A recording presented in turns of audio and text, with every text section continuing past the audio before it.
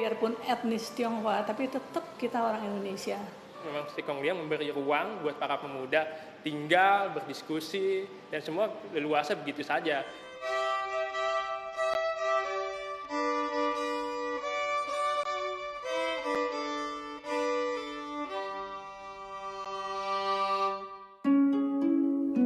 ...28 Oktober 1928, lebih dari 700 pemuda berkumpul di rumah ini, di Jalan Keramat Raya nomor 106, Jakarta, untuk menghadiri Kongres Pemuda kedua. Pemilik rumah tersebut adalah seorang warga keturunan Tionghoa bernama Sikong Lian. Bangga pasti bahwa rumahnya engkong saya jadi museum, bangga sekali. Gedung Keramat 106 itu dibeli oleh kakek saya, dan mula-mula awalnya dipakai buat kos-kosan dari anak-anak Stovia.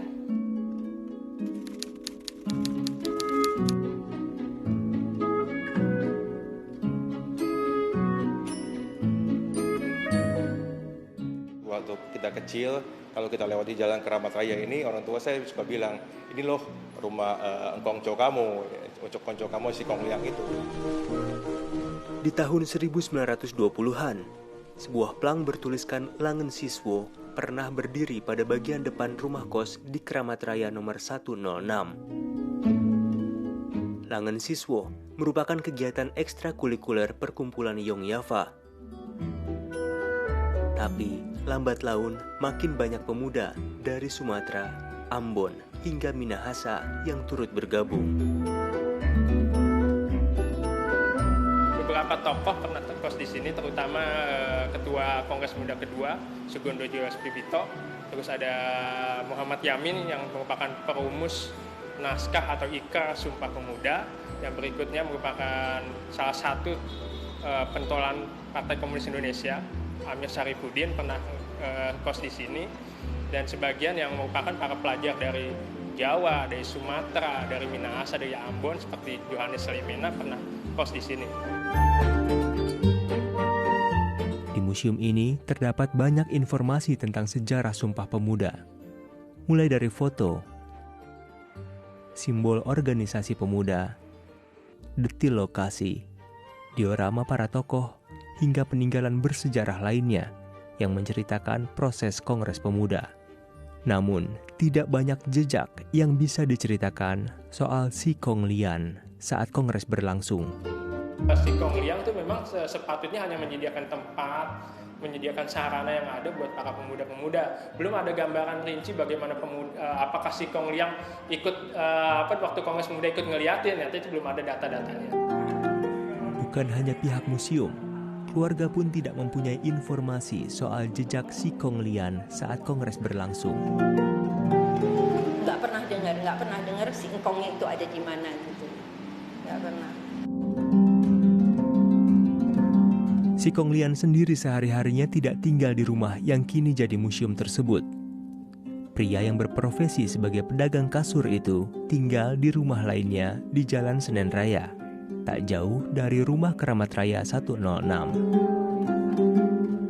Kini rumah tersebut dijadikan tempat praktek generasi keturunannya yang berprofesi sebagai dokter. Ini adalah kamar Sikong Lian, hidup dan meninggalnya di kamar ini. Bukan di rumah sakit karena stroke meninggalnya tahun 54. Di museum tidak ada satupun foto Sikong Lian yang terpasang. Pihak museum berdalih selama ini tidak mendapat banyak informasi terkait Sikong Lian. Beberapa informasi dan foto-foto yang selama ini beredar di internet pun tidak akurat. Apalagi generasi keturunan Sikong Lian baru mendatangi dan memberitahu pihak museum pada tahun 2018 lalu bahwa mereka adalah keturunan langsung dari Sikong Lian. Beberapa foto yang memang pada saat itu banyak beredar di internet, itu informasi cukup menyesatkan. Karena apa? Karena memang yang mereka publikasikan itu bukan Sikong Liang.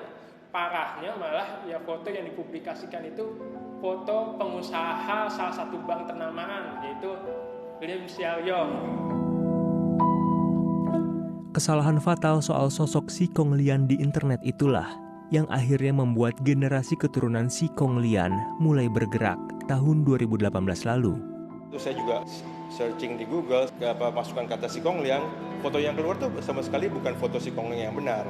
Kalau kita baca-baca di media online, nama Si Kong Lian itu disebut, tapi tidak banyak yang mengetahui siapa itu Si Kong Lian. Ya. Dan berawal dari situlah saya tergelitik untuk membenarkan sejarah.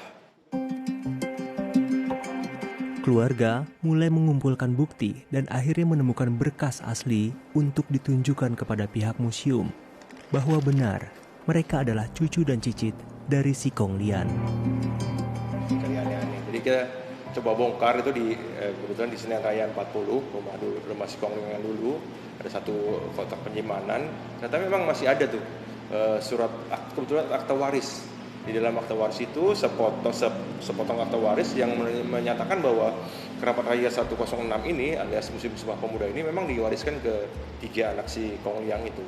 Mereka juga ngecek simpenan suratnya dia, dan lalu saya mengeluarkan, waktu kita datang kita keluarkan surat-surat yang kita bawa itu.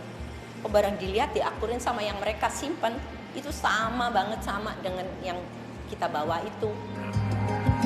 Pihak museum menyatakan di Badan Pertanahan Nasional atau BPN, sertifikat bangunan Museum Sumpah Pemuda masih atas nama Si Hok Lian, salah satu anak dan ahli waris dari Si Kong Lian. Yanti Silman adalah anak dari Si Hok Lian yang punya hak waris atas bangunan museum itu. Yang terakhir kita tahu dari ayah, Si Kong Lian berpesan bahwa rumah itu jangan dijual, gitu aja. Jadi ayah saya berpesan ke kita, itu rumah kita hibahkan ke negara. Ya, tujuan awal sebenarnya memang saya ingin meluruskan sejarah bahwa inilah foto Si Kong Lian asli. Dan ternyata memang di museum ini belum ada foto Si Kong Lian yang salah maupun yang benar. Apa ini sebetulnya untuk sejarah? Kita ingin ada satu tempat, satu ruangan yang dimana ada kakek saya fotonya dipajang. Sejarah pun tercipta di rumah ini.